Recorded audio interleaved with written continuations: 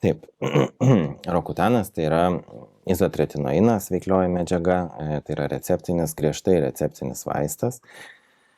Jeigu jau žmogus svarsto, tai turbūt, kad verta galvoti apie šitą vaistą. Tai yra pagrindinis, pavadinkim, sisteminis gydymas, kuris yra tikrai efektyvus aknei gydyti, kurio apskritai informacinėme lapelyje ir nurodyta aknei gydyti vaistas skirtas.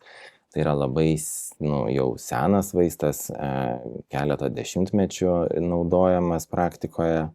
Todėl visi tie jo galimi šalutiniai toksiniai poveikiai jau yra, seniausiai žinomi ir suvaldomi.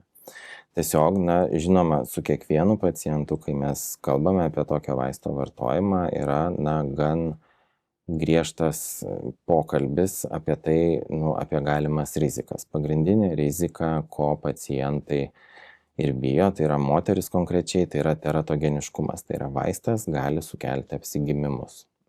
Todėl griežtai negalima pastoti, kol yra vartojamas šitas vaistas, bet praėjus mėnesiui nuo paskutinės išgertos tabletės, rizikos to teratogeniškumo nebelieka. Ir čia dažnai irgi yra daug mitų, kad metus ar 2 negalima pastoti, ar ten išvis liksi nevaisinga, tai yra visiškai netiesa.